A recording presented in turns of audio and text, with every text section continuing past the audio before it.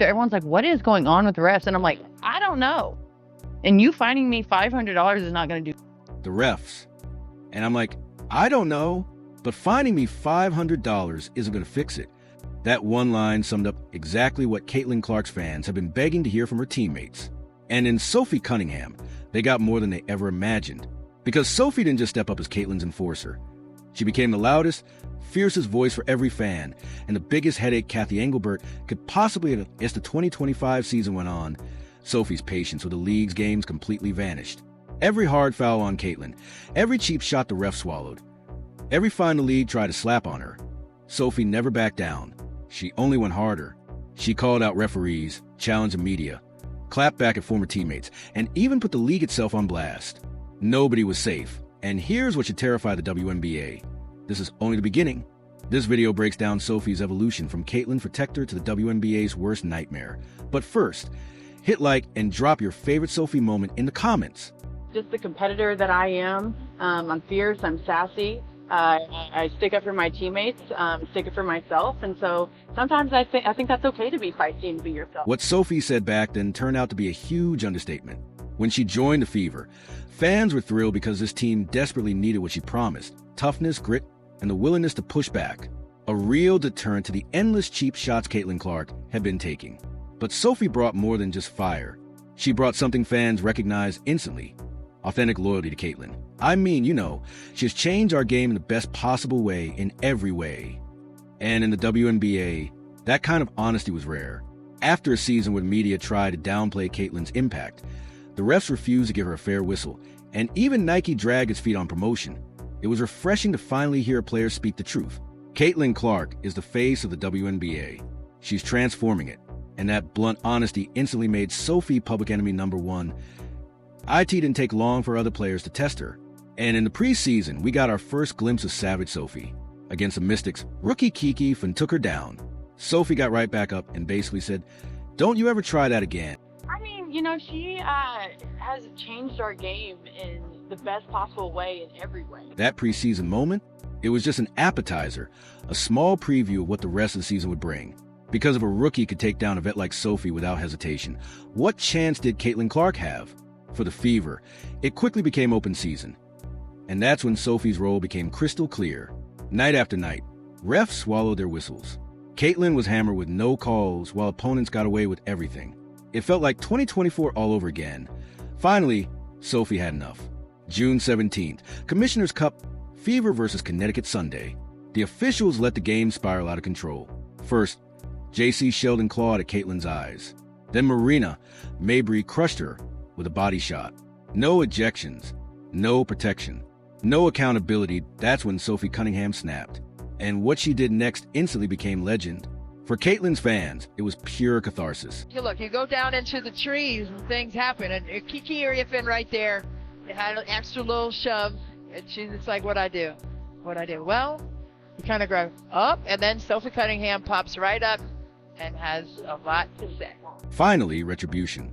After months of watching Caitlin get hacked with zero protection, Sophie delivered payback. A headlock, a shove, and a simple dare. Do something that up to this point, Sophie had always been fiery, but this was different. This was a switch flip. From that moment on, she played like she had nothing left to lose.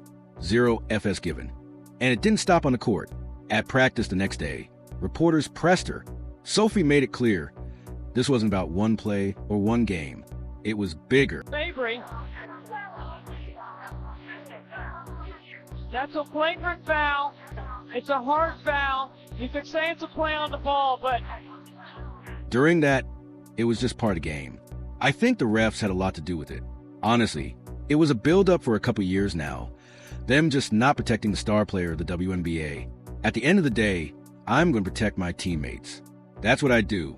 I'm a team player, so it's all good. Sophie Cunningham had watched Caitlin Clark's mistreatment from afar.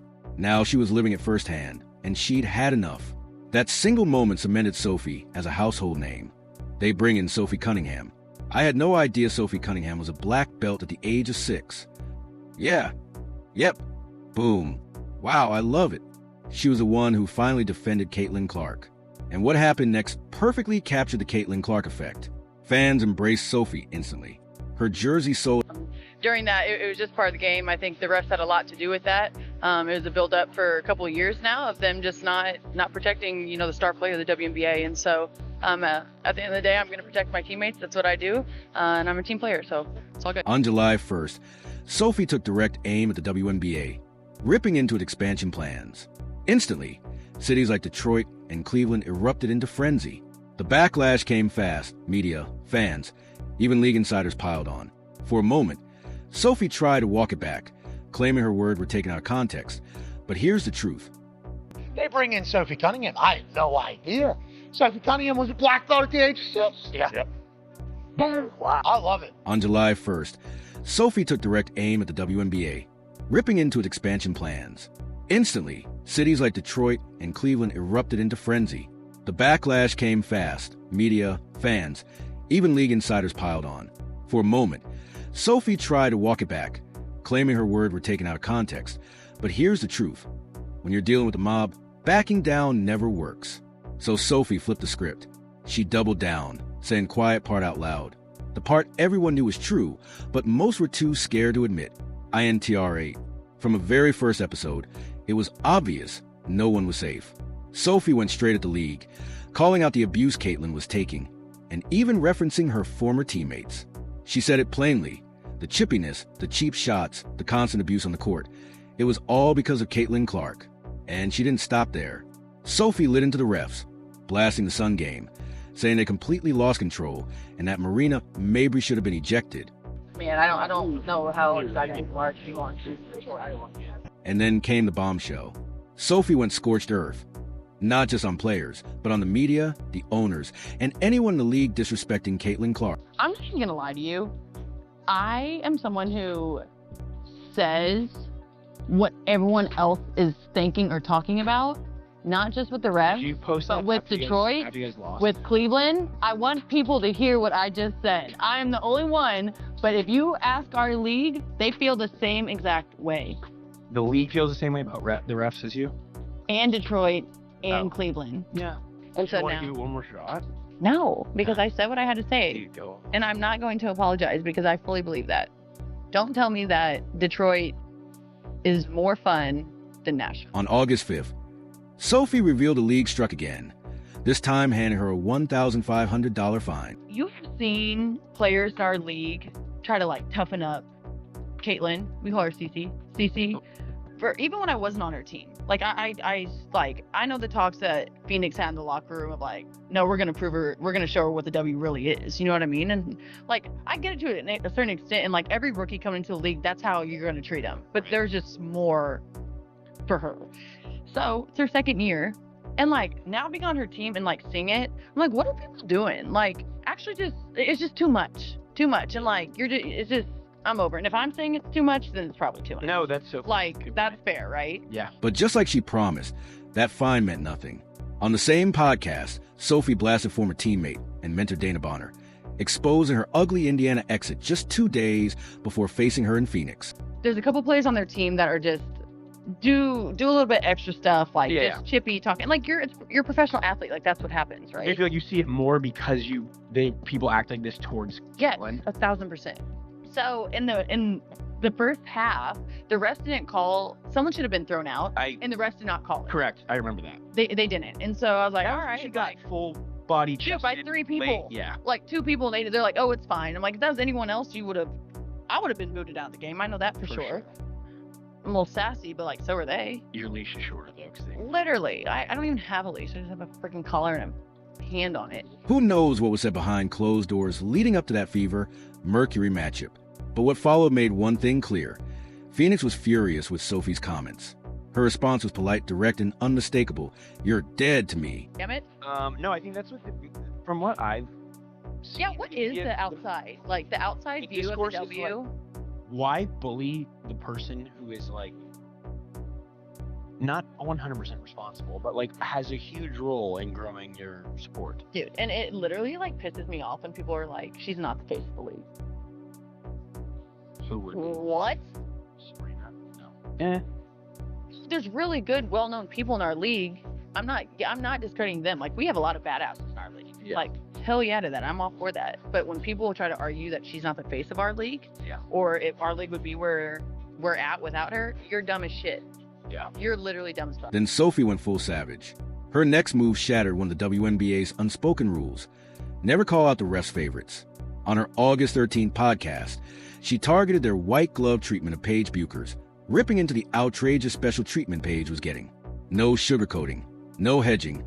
Sophie flat out said it, torching the officials and leaving zero room for debate. And I get it, because if I was a ref, I know I would mess up all the time. Like, I'm not saying that your job is easy, but when it is a simple call right in front of your face multiple times, what are you doing?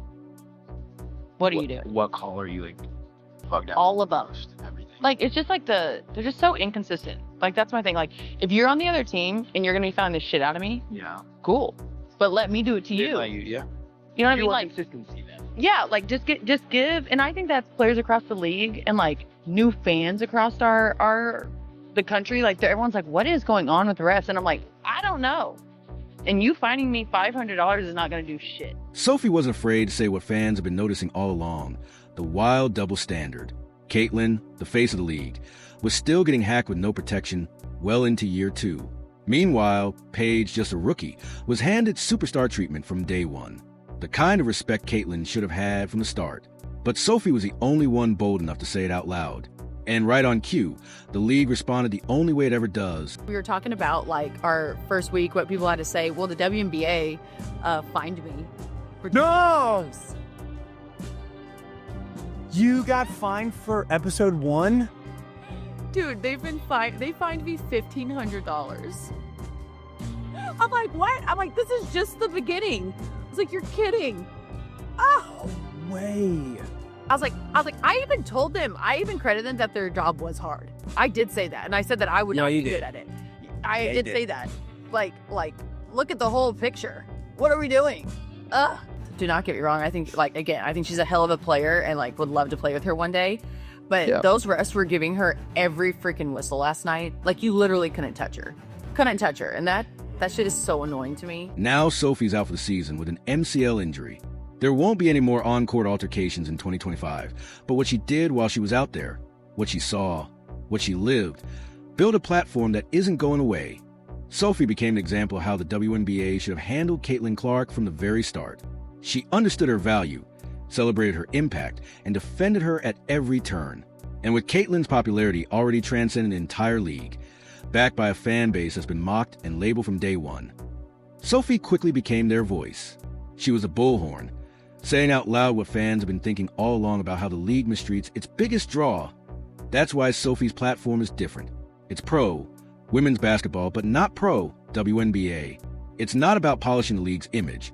It's about challenging it, the leadership, the referees, the players. And here's the kicker: it's only getting louder. Because of fines?